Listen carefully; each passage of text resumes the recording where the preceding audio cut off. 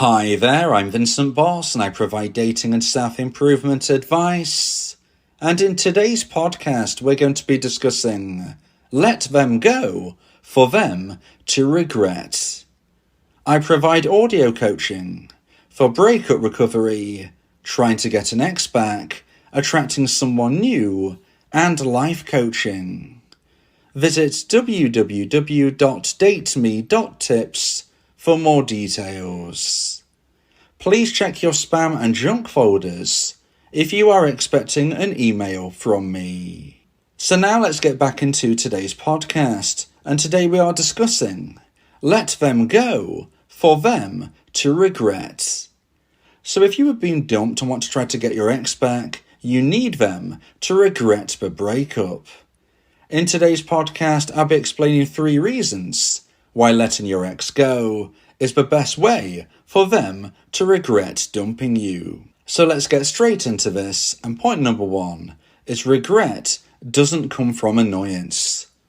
So the topic of today's podcast is about trying to generate regret in your ex-dumper's mind via letting them go.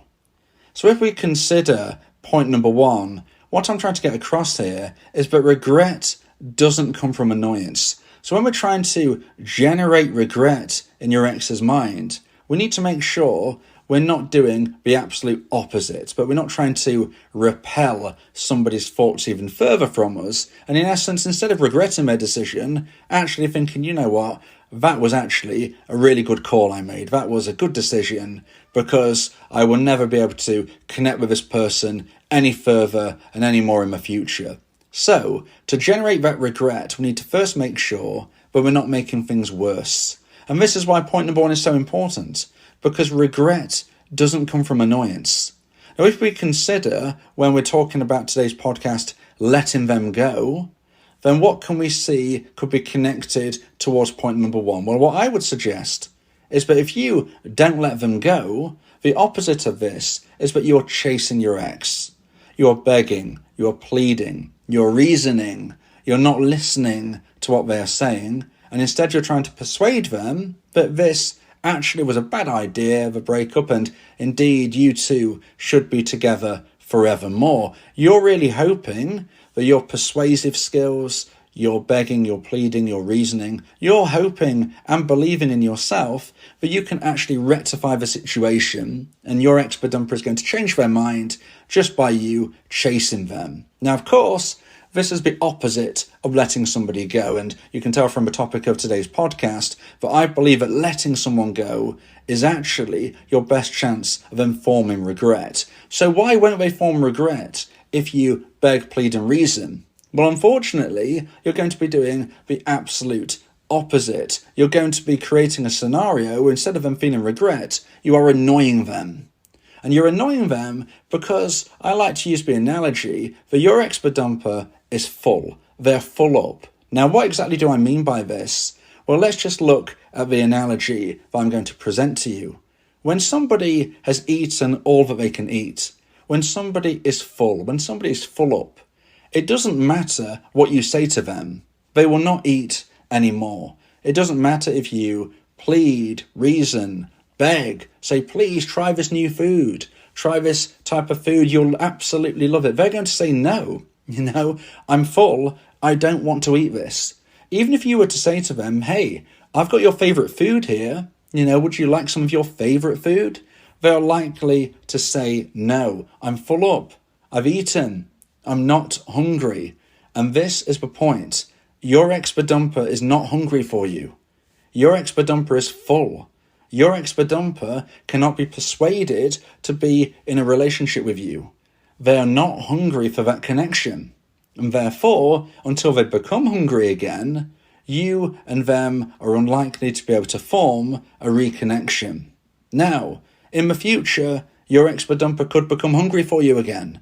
They could get to a position where they regrow the romantic emotional attraction that they lost to get to this point of breaking up. At the time of a breakup, your ex would have felt a very low level of romantic emotional attraction. This is the equivalent of them feeling very little hunger because they're full up. We need to grow that hunger. We need to grow that desire. We need to grow that feeling that they miss you. And this is why I believe that letting someone go is the best way for them to regret. Because if you don't let them go, then we run into point number 1, which is regret doesn't come from annoyance. You can't get your ex back by annoying them. And if you chase, beg, plead, if you're not listening to them, and what they are saying is, I don't want to be with you right now. I don't want to be in this connection right now. If you don't listen, if you keep going, you're going to be annoying them. And you can't generate that regret in your ex-dumper's mind by annoying them. Instead, they're going to be further away. They're going to be getting further and further away from the thought of them ever wanting to be with you again. Now, does this mean that if you begged or pleaded for a little while, but you can't get your ex back? No, it doesn't mean that at all. You could have made a few potential errors and still reconnect with your ex. And this is because romantic emotional attraction can always be regrown, but if you frustrate and annoy, beg and plead, this level is going to plummet it even further, and therefore have even further to grow again before they might consider reconnecting. Now, there is no 100% guaranteed way to get your ex back. Nothing works 100% of the time, and nothing fails 100% of the time. But what I can say and suggest is that if you annoy your ex, you're much less likely to regrow that necessary attraction. You're much less likely to make your ex hungry for you again. And therefore you're much less likely to get your ex back. So please remember that regret doesn't come from annoyance. So now let's get into point number 2 and the second point of today's podcast. Please like this video if you're watching on YouTube and subscribe to the channel. And point number 2 is regret doesn't come from pity. So point number 2 is another element about where regret doesn't come from. So when we're trying to get an ex back, like I said, we want to try and grow romantic emotional attraction in our ex-dumper's mind. And if it was to hit the necessary high point, this is when they would feel regret about the relationship ending. They would feel regret about dumping you, and they would likely want to reach out and try and reconnect. But one of the ways that regret is not going to regrow in their mind is due to pity. Now, pity can come from various angles, but let me just give you an example of how it could come by. Let's just say, for instance, that you go to a party.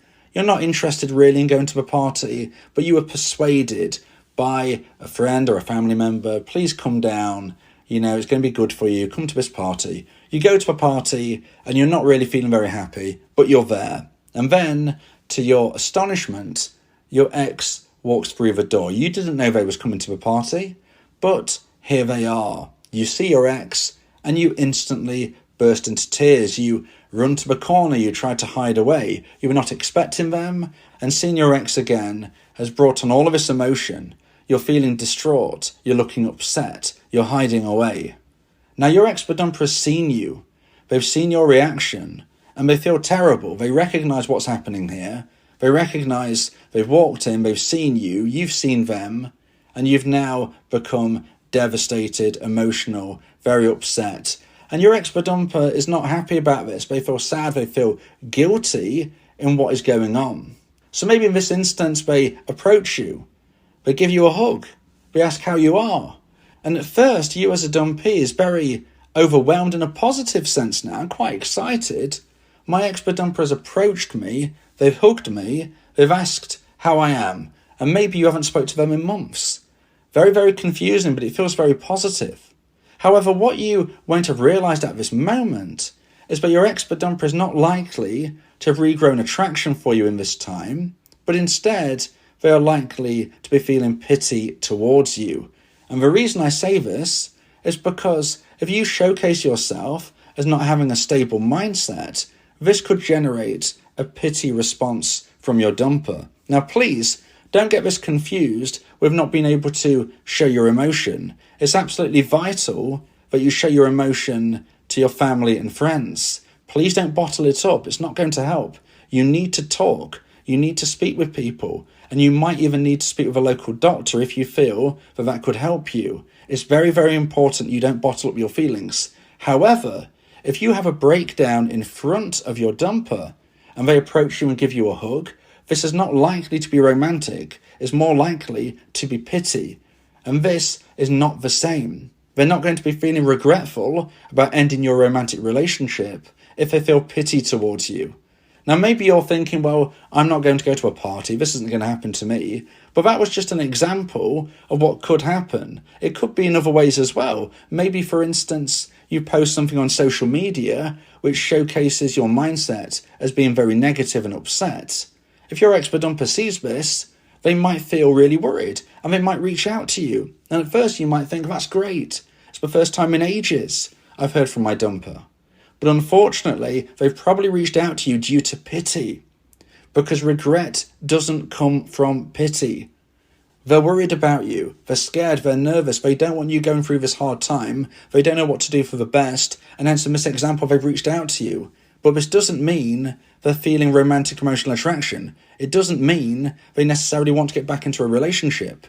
It just means that they're worried about your well-being and they're checking you're okay. Remember, regret doesn't come from pity. And what we need to do is generate regret in your ex-dumper's mind, as that is the way to try and get your ex back. So please remember, if you are accidentally or sometimes even deliberately trying to make your ex-dumper worried about you, although they might show some concern, that is not the same as when wanting to reconnect with you. If you are worried, if you are concerned, if you are distraught, please speak with friends and family that you trust. Contact a local doctor, or maybe you might even like to speak with me. Now, if you want advice and support about how to try to increase the chance of one day getting your ex back, then you may want to consider my audio coaching service, where me and you can speak one-on-one about your unique specific situation. Go to my website www.dateme.tips for more information about how I can become your coach and your teammate via my audio coaching service. So now let's get into point number 3 and the final point of today's podcast about let them go for them to regret. And point number 3 is regret comes from feeling your absence. So point number 3 is now about what you can do to try and generate that regret in your ex-dumper's mind. And that is, of course, as you may have seen from the topic of today's podcast about letting them go, it's about them feeling your absence. And I genuinely believe this is the best way to increase that chance of romantic emotional attraction growing in your ex's mind. Nothing can be guaranteed. And maybe it grows to a point, but sadly not enough. But this is your best opportunity. And the reason for this is that if you create space between you, there is that chance that your ex-dumper can miss you. Somebody can't miss you if you're always in their life. If you're chasing them, if you're texting, calling, knocking on their door, they can't miss you. They can't feel your absence if you're chasing them. So you need to implement what I believe is the best steps forward, and that is by presenting yourself as somebody who is focused on their own goals, aspirations, and journey. And that is by using my version of the no contact rule. Now, if you're not familiar with no contact, then this is something that lots of people suggest you implement if you've been dumped and want to try to get your ex back. However, there are many different versions of a no contact rule that you can find online, and I believe that my version will give you that best possible chance of success. So I suggest that you subscribe to my YouTube channel, ring the bell for notifications, and check out my playlist entitled The No Contact Rule. This will help you fully immerse yourself in my version of a rule and understand why I believe it will give you that best possible chance of success. If you implement my version of a no contact rule, you will be creating the space necessary for your ex-dumper to potentially feel your absence. They need to feel that absence to miss you. They need to feel that you've let them go. They need to feel that you have walked away and you mean it.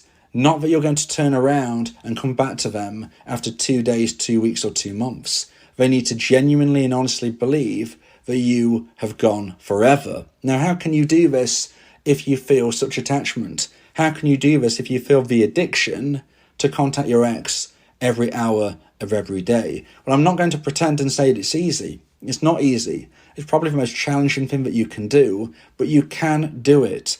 I believe in you. You need to keep yourself busy, you need to keep yourself motivated, and you need to surround yourself with positive influences. Now, whether or not you want to speak with family and friends about giving you ideas of what you can do and how you can keep busy, this is certainly something that you need to be considering. Again, going back to my audio coaching service, you may want me to provide you with the ideas and concepts about what you can do. But you need to be staying productive, you need to stay energized, you need to stay confident that if you don't get your ex back, you can and will find somebody even better. Because you need an abundance mindset. If you believe deep down you will never find anybody better than your ex, then you're going to be acting desperate, you're going to be acting needy, you're going to be acting like if you don't get them back, you're done. You're never going to find anybody as good again. No, that is not true. Have an abundance mindset. Recognize you can find somebody better than your ex.